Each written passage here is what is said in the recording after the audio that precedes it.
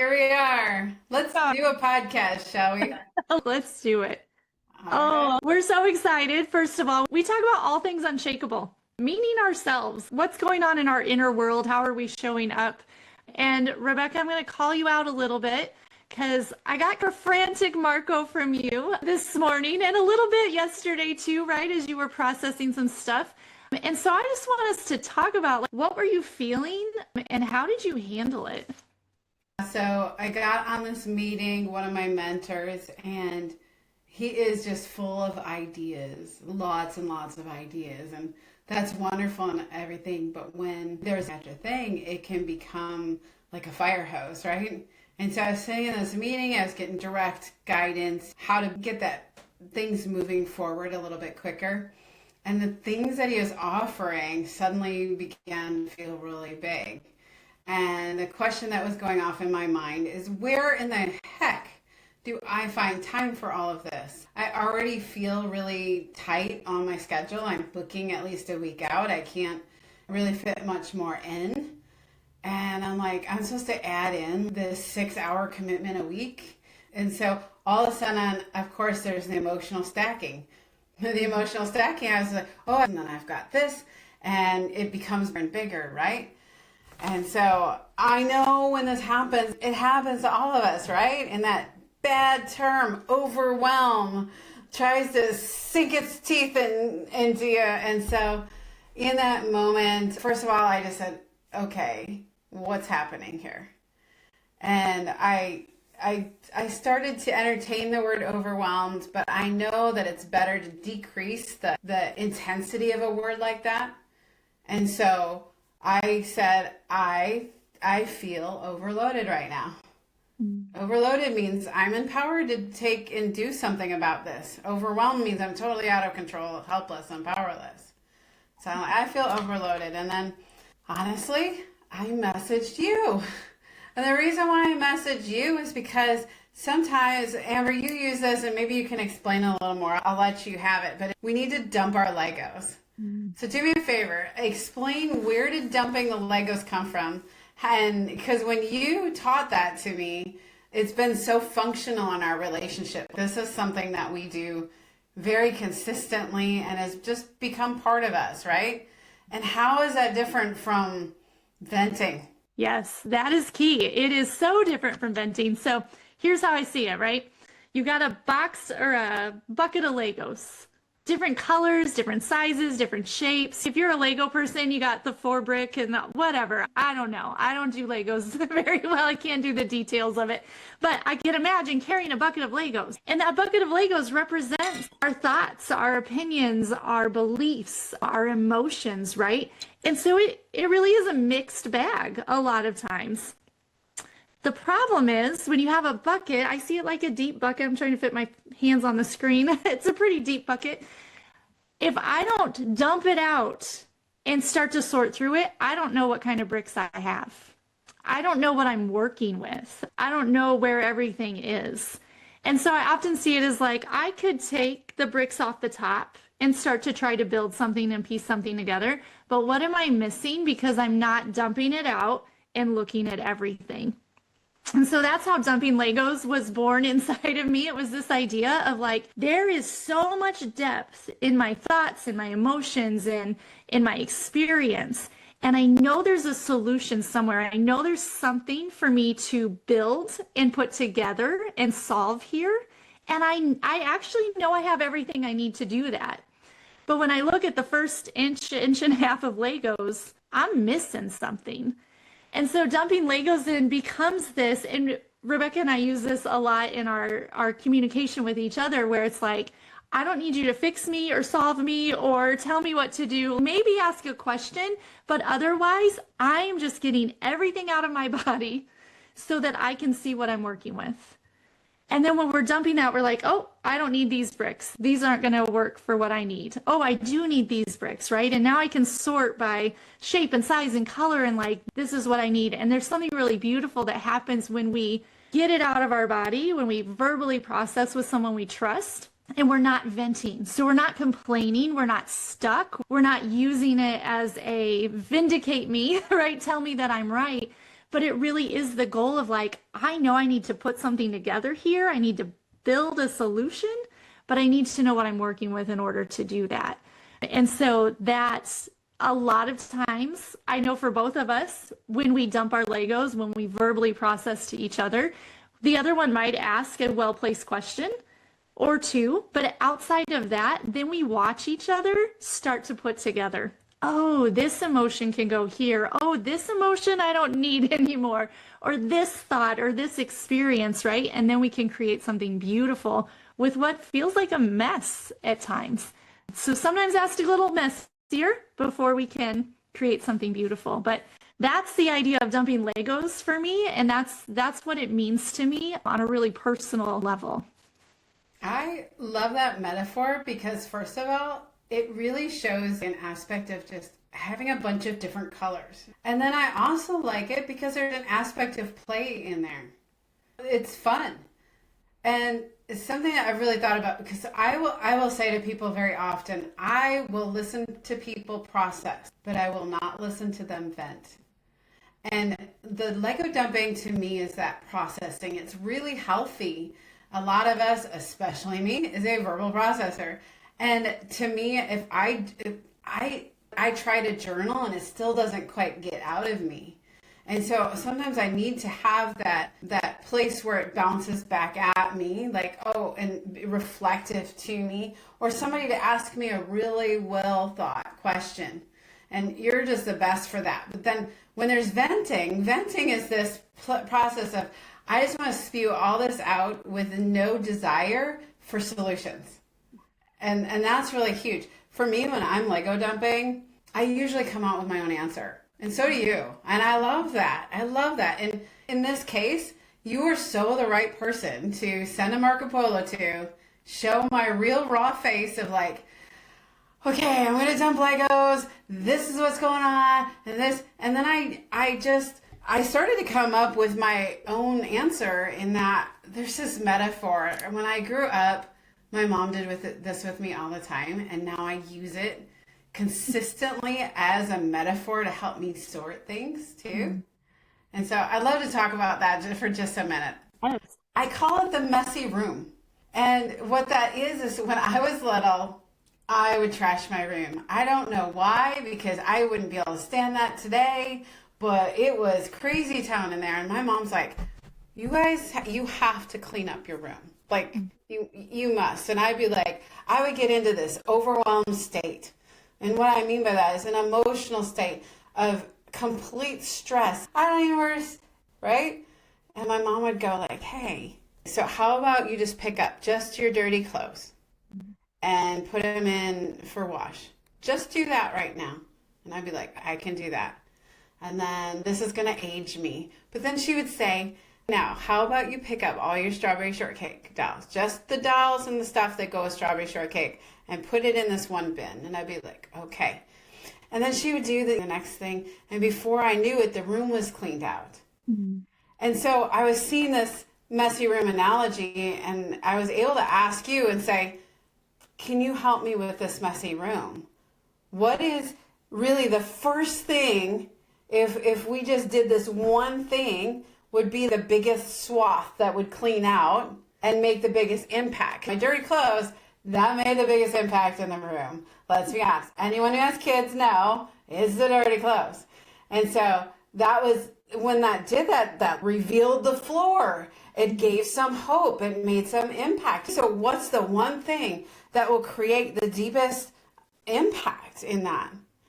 And so that's why the dumping Legos is so helpful, because it helped me to get it all out of my body and see, so what's the one thing?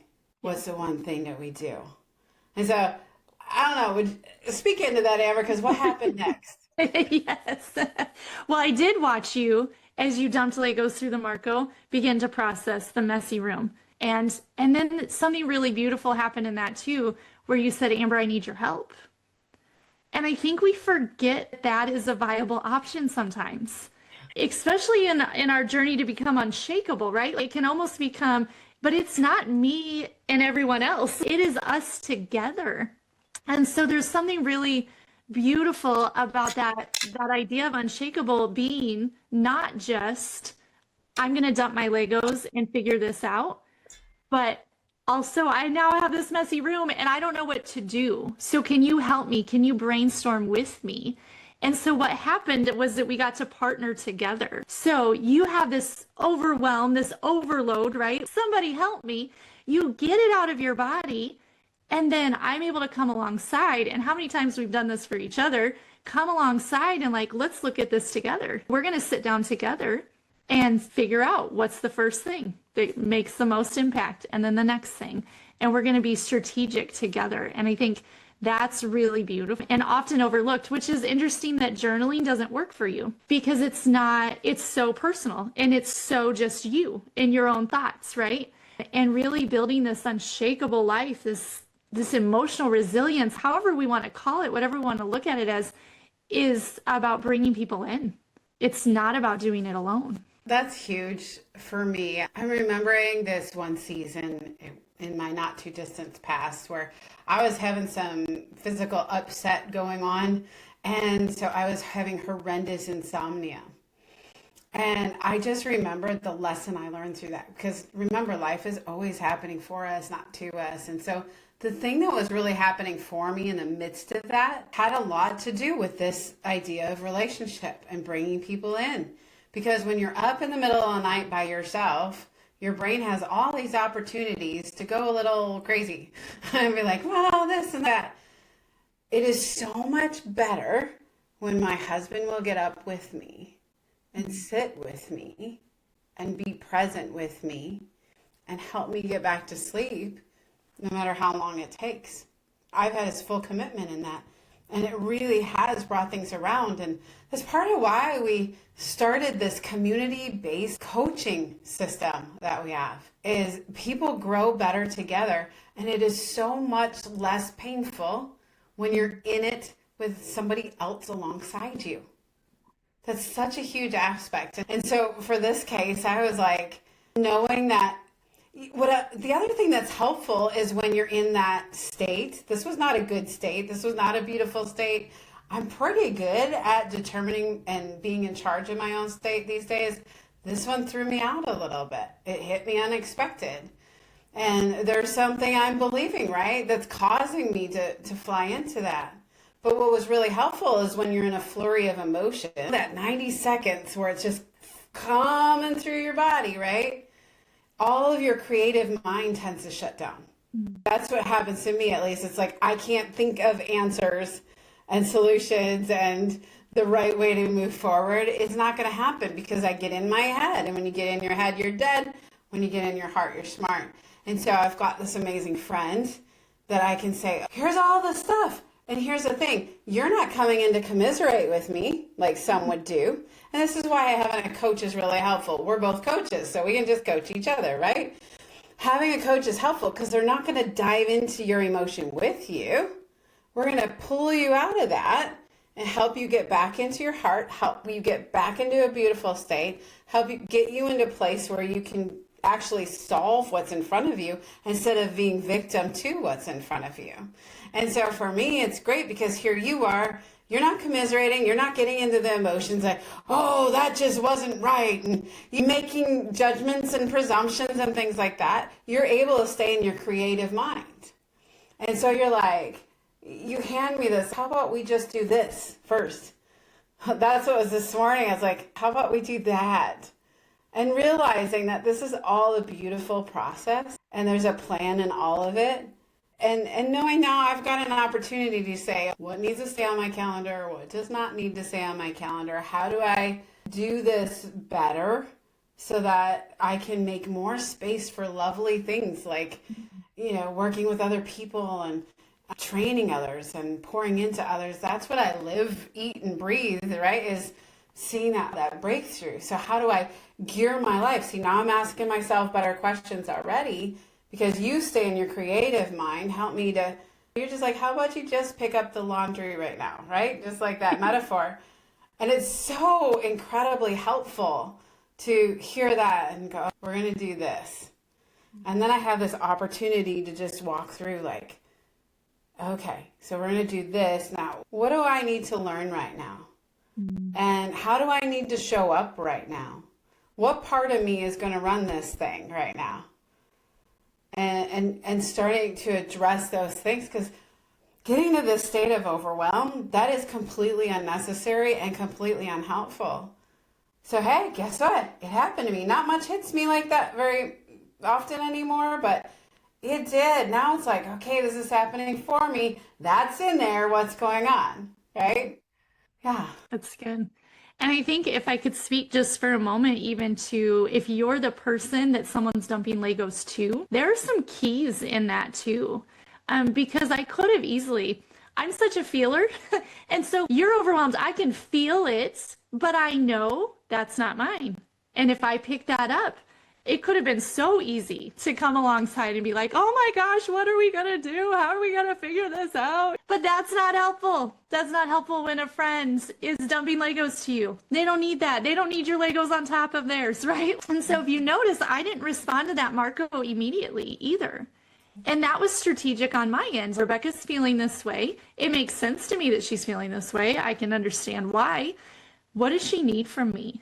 How does she need me to show up in the midst of this? And so because it was through Marco Polo, I was able to take a pause. But we could do that in a conversation too. This feels like a lot. Can I take a few minutes to think about this so that I can stay in my right mind, so that I can help you?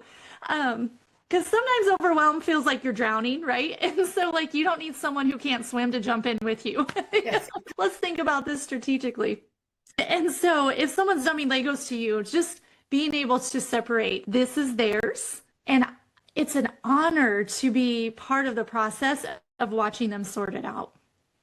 And that person that's talking to me, they have everything inside of them to figure this out, right? And that's our number one belief as coaches, which is so beautiful. And I absolutely love whoever we're coaching, you've got everything inside of you that you need.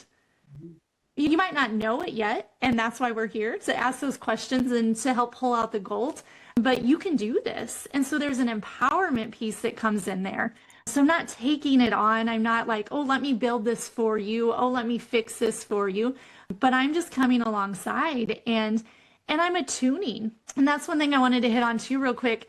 There's a difference between validation and vindication. And so validation is like, I see you in this. I see that this feels big right now. And it makes sense. It makes sense that this feels big.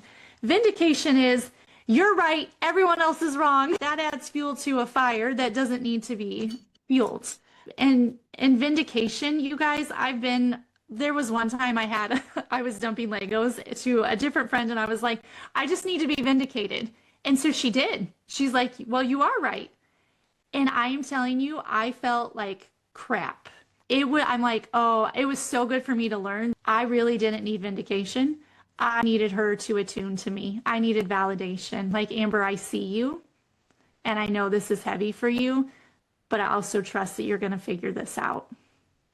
That's so much more empowering. And so when someone's dumping Legos for you, you have to empower them. I mean, we need to be careful not to take away that power by either fixing it or vindicating them. Yep, you're right. I can't believe he did that to you. Oh my gosh, that doesn't help anybody. We have to stay in that place of attunement, and curiosity, I think, is a huge piece of that. Curiosity. I love that. If we could just stay curious, we would stay out of, well, think about it. You can't help or serve somebody you're judging. Mm-hmm. And so if curiosity, it'll bring us into this place of we're not judging. It really is a sense of adventure. Hey, I wonder why they're feeling this way right now. What's going on behind that? Versus like, oh, that person wronged you. It's so funny because if I were to jump in and be like, oh, that person wronged you. I had a conversation just this morning. If I would have done that, all that would do is blow air onto her fire. Mm-hmm. She would stay angry and upset, and there would be no solution, and relationship disrupted. It's a mess. But what I had to do was take her and get her out of anger and be able to say, what else could be happening here? And get curious. We dove into that curiosity of like, I said, say that this person had totally right intentions. Let's just say that for a moment. what else could be causing this kind of behavior from them? And that now caused this whole sequential of unpacking it or dumping the Legos in a way that actually caused a solution to be put into place. Where it's like, wait a minute, we don't, I think it was my sister-in-law, she brought up this Q-tip metaphor where it's quit taking it personally. So for me, I've learned this, don't take it personally right off the bat. It's 99.9% of the time it is not personal. It's just somebody's, they let their state come out of alignment that day. They're believing a story. It usually isn't the thing. And it's usually not about me. It really isn't. And if it is about me, it's my opportunity to own that, take full responsibility, right? So Amber, for you, I would love to hear just a minute about, because you defined what attunement isn't really well. Don't do that. You, in my eyes, are one of the best at attuning in my life. You're just great at attuning. And attuning feels like a big word. What is attunement? Is it like a tuning fork or what is it? And so could you just take just a couple of minutes and talk about what really is attunement and what does healthy attunement look like? Yeah, for sure. I think that's fantastic.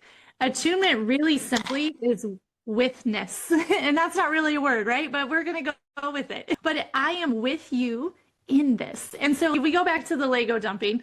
So Rebecca comes, dumps the Legos, and I can picture us sitting together and she's dumping her Legos and I'm going to sit with her in it. It might be messy. You might step on a Lego when you go to use the bathroom, right? There are some things that happen. But the attuning is I'm with you. And there are a couple of things that I don't always notice that I'm doing, but I think that really level up the attunement. And one of those is leaning in. And so even over Zoom, I'm leaning in. Why? Because I'm with you in this, right? I want you to see that. I'm also going to be really intentional to mirror your emotion in my face. And so, for example, you're overwhelmed. You're like, Pa, I'm not jumping on Marco. Hey, it's a great day. Look at this, right? That's a misattunement. I'm jumping on and it's not that I'm matching the energy so much, but there is a little bit of matching the emotion, I think. And not as a goal to keep you stuck, but as a goal to be with you in that. And so some phrases that I use too, it makes sense that you feel that way. That feels really big. Or even just, I can see that you feel overwhelmed right now. And so mirroring those emotions back is really a part of this attunement process too. And it's just the verbals and nonverbals, it really lets someone know, like, I'm with you and I'm not going anywhere. And I think that that's the plain and simple. Can you show up, be with that person, whatever emotion they're experiencing, and not run away from them? And the dangers of misattunement. I tell you what, more offenses have been caused by misattunement. Even between my husband and I'll be like, I'll put out vulnerability and I'll be sharing something that feels really big. And my husband, when we were really getting to know each other, this is a demonstration. We went down a water slide together. And in the water slide, of course, I'm going totally screaming and having a great time. And he's behind me and he goes, woohoo. And I'm like, right? What is that? And so he has these generalized responses sometimes that I've learned to embrace from him. But I'll be like, because I'm fire, I'm passion, I have love drives me. I have so much energy. And so I'll be like explaining it with all of my energy, all of my heart. This is what's going on. This is how I feel. And the worst thing that ever can happen, and he'll tell you this himself, is he goes, and so my day was, and I'm like, you were the wrong person to talk to right now. And how much, luckily we've learned to say, this is how the masculine energy is, this is how the feminine energy is, and really learning to work in that tension of how he expresses himself versus how I express myself. Which actually brings to mind one concept that when you said just a few minutes ago, I didn't choose to respond to her Marco right away. That is something really huge to know, because I do that with you as well, good, bad, whatever, no matter what that is. It's better sometimes to wait, and instead of like, oh, here's my off-the-cuff answer, is I want to take your heart very seriously and let it sit there for a minute. and not just think I need to have all the answers the very second. But what it takes to do that in relationship is secure attachment. I know that you love me, you're not going anywhere. You know that I love you and I'm not going anywhere. And so if it takes a couple of days to answer back, I'm not going, oh, what's wrong with our relationship? Oh, we need to fix something. What went wrong? There is no spin, there's no nothing. I know that I am loved by my friend, and so she'll get back to me when she's had time to sit with it. And you know what, lo and behold, you came back to me this morning. It's like, I can count on you to take that seriously. So you attune to me, right? But you still be like, hey, let me be also a part of the solution. And that's what secure attachment does, is it really isn't afraid of loss. There isn't fear in our friendship. And so guys, we're new in this podcast, but really let's introduce ourselves just a moment. So I'm Rebecca Meisig, owner and CEO of Arrow's Edge Coaching. Been a coach for 12 years now. Been friends with Amber, who's also a coach. I've been friends with her for over 20 years. We have longevity. Ours started when she had just gotten out of college and I was serving in a church, and we ran into each other. We've been friends ever since. And so when I say this and I talk about these kind of things, we love to talk about this in the context of our relationship, because how rare is it that you can have a friend that lasts over 20 years? That's once in a lifetime stuff. And so we hope that we can help others really benefit from that. And so we bring that into our coaching all the time. This is what we bring to the table, is both of us. And we even designed this business around that idea of, well, honestly, my idea for Arrow's Edge was birthed from working in a chiropractic office. And there were 4 chiropractors there. And so as a patient, as somebody who worked there, but I was also a patient, I had one doctor that I always went to. But say I needed the bones in my skull kind of adjusted. That's a specialty thing. Or maybe my jaw, something that not all chiropractors do. I would be able to just go over to the other chiropractor for a few sessions and then come back to my main chiropractor. And this is how we move. And that's what I love here, is we've got several coaches here at Arrow's Edge, and we can count on each other with secure relationship, no competition. I go, there are certain things that Amber does way better than I do. And so I go, well, how about you go over, take a session with Amber, and then come back to me. And I tell you what, that's what makes us unique, but that's what makes us extra powerful too, because we each bring our own superpowers to the table, right? I love that. Yes. Do you want me to introduce myself real quick? I would love. I said you're a coach. That's about all I get. What kind of coach? What is she good at? I wonder. So I'm Amber Long. I'm heart optimization coach. And so Rebecca is the mountain mover, the strategic one behind, right? She is the breakthrough coach. She's going to help you get your breakthrough. And she's going to send you to me when your precious heart needs to be tended to. Because we know that on the other side of your breakthrough, wherever you go, there you are. And so your heart needs to be optimized. We want you to be unshakable. And so that's where I come in, is like, oh, your heart is tender right now. Let me hold it gently. Let's clean it up, see what's going on inside of there, get you feeling and aligned and fully yourself, so that you can go back to Rebecca and move those mountains. That is the end goal, right? Move those mountains, get your breakthrough, live the life that you were created for. But let's not do it at the expense of yourself.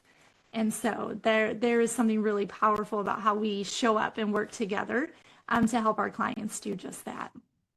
One thing I love describing you in that metaphor of the porch, where somebody can just go and take off their muddy boots, mess up. You can't go in the house like that, right?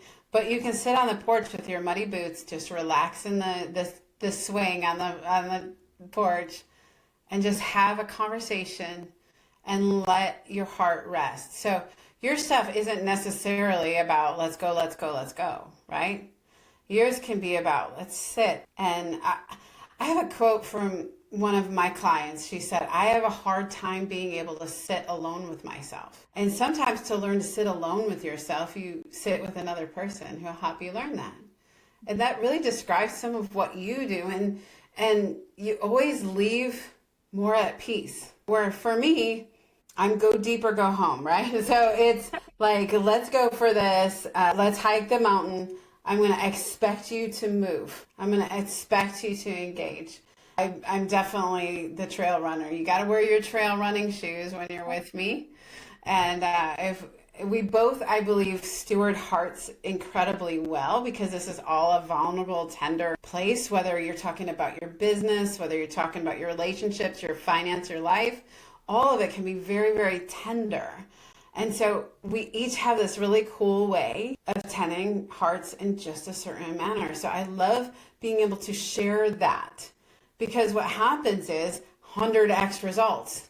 We're getting results with people that other coaches are not able to get.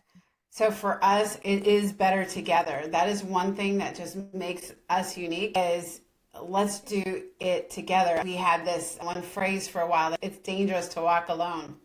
Because when you walk alone, I know because I live up in the mountains, right? So I go hiking, there's lions and tigers and bears, oh my, especially the bears. There's lots of bears, lots of bear poop, that stuff happens up there, right? Or the weather can shift at any moment and you're getting blown and tossed around. And if I don't have somebody I'm hiking with, I get in a lot of trouble. I remember the one day I was hiking with my husband and I'm like, you just finished this trail.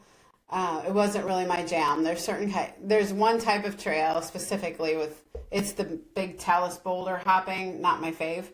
And so I'm like, why don't you finish and I'm going to start heading down, because it's super windy and just reports of snakes. And I'm like, I'm really over this one. And I sent him ahead, and it took me maybe 4 minutes to actually get off trail and be hanging at the edge of the mountain, calling him like, hey, actually, can you come back down? Right? It's dangerous to walk alone. So we do this inside of community. We do this inside of partnership. And we do this inside of just relationship.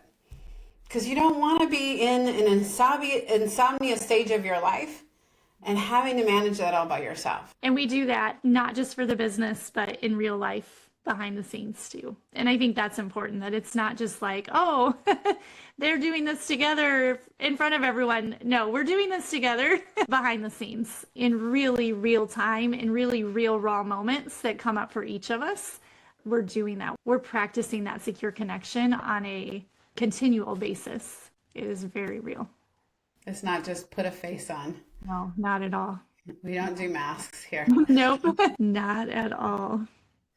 And the reality is, the theme of this podcast right now, the reality is, so I've been a coach for over 12 years. I've been a leader for too many years, and that would date me. But I still have moments where it hits and it feels really big and I don't know what to do. I'm so thankful and grateful that I have another coach, my friend, who's first my friend, by the way, that I can go and say, wow, I'm stacking. I'm emotional stacking right now. Help me to unstack that layer.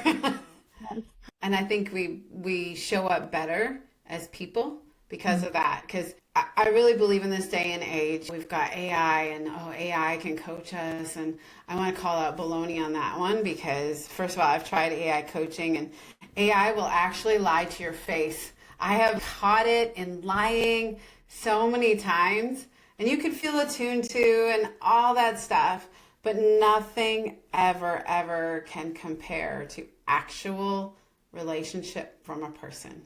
I took an AI class the one day, and it really stood out to me as like AI is really good for, I think it's right-brained and only right-brained. The creative side, the relational side of your brain, I think it's the left side. I could be wrong, right and left. But it's one side's your logical brain, one side's your creative brain. And AI, it can only address things on that logical side of your brain. Wow. The other part of your brain needs connection, relationship, attunement, and all that. And so all that to say, so what are the keys from today? That's what I think we should put together now. After we had our conversation, I was thinking these words. I got fire hosed. It created overwhelm that I had to downgrade to overloaded.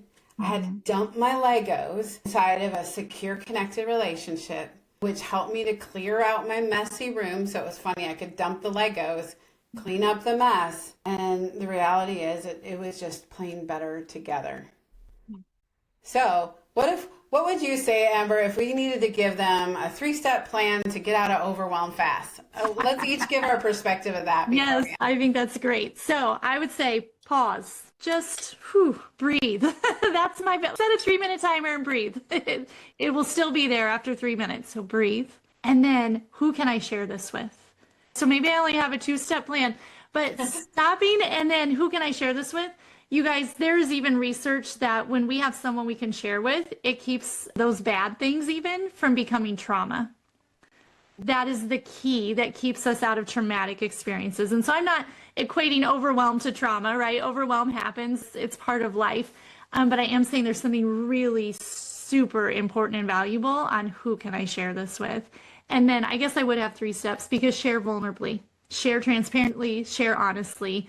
That's where the healing comes. Rebecca could have masked. It could have been like, I just got off this class. I'm feeling a little crazy. I'll figure it out. Don't worry about it, right? You could have put on all of that, but you didn't. You were like, this is honestly where I'm at. And I think that's how we get out of overwhelm. We have to pause. Who can I share this with? And then we share transparently and honestly and authentically. I like that. I think from my side, so we're demonstrating Amber is heart optimization. I'm over here on this let's move, let's go mountain mover side, right? So I'm thinking if I was to look back at that word overwhelmed and what to do in that, first of all, you're right. Pause. Don't react. Just pause for a moment. Take a deep breath. I think that is incredibly valuable.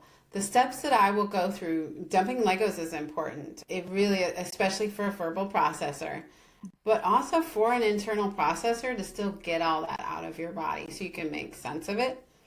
But for me, I think some of the steps that I will go through is pause, figure out what is the story I'm telling myself. What do I have to be focused on in order to have these emotions? So I got into overwhelm because I was like, this is a fire hose.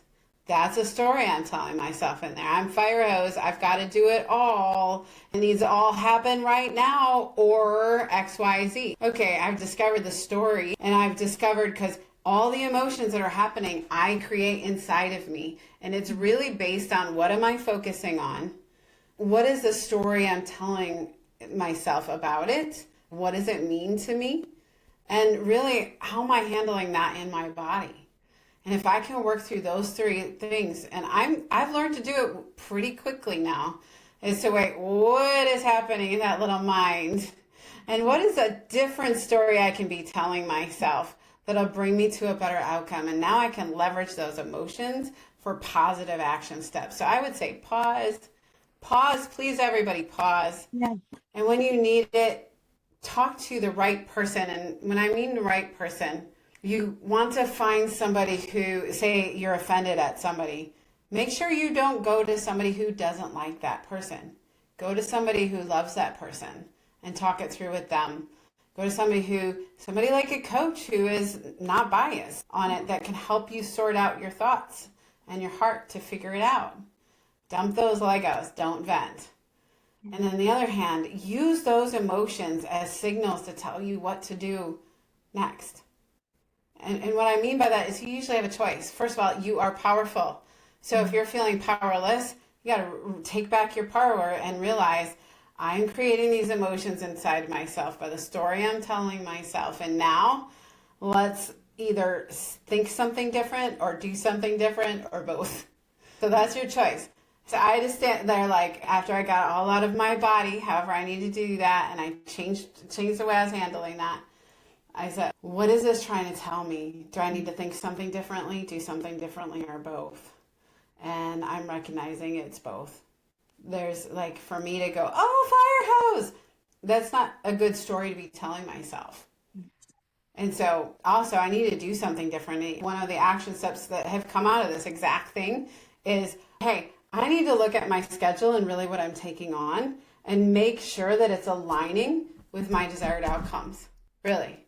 And that's what dumping Legos can do for me. It's like, oh, I should probably take a look at that because, hey, I really want to fit XYZ in there. The stuff that he was saying is all incredibly valuable. And part of my main problem is I'm that person because I'm so fiery. I'm like, I want to do it all. Let's go. And I'm like, I have all the time there is, but only so much time. So how do I prioritize that better? So I hope that this just blessed all of our listeners today because honestly, overwhelm is a real thing. And I hope you'll continue to tune in with us because this is Amber and Rebecca, real, raw, transparent. This happened yesterday and we're sharing about it today with anyone who wants to listen. It's doing life openly and vulnerably and authentic. Let's cut through the crap. Let's cut through the noise. Let's be real with one another, shall we? Let's do it. So do you have anything else to add before we close up today? I don't think so. This was fantastic.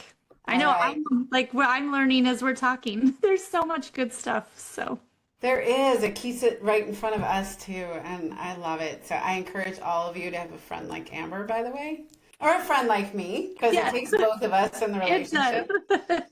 And maybe consider coming and joining us on one of our calls one of these times, and you can really see this in action with a great community of people.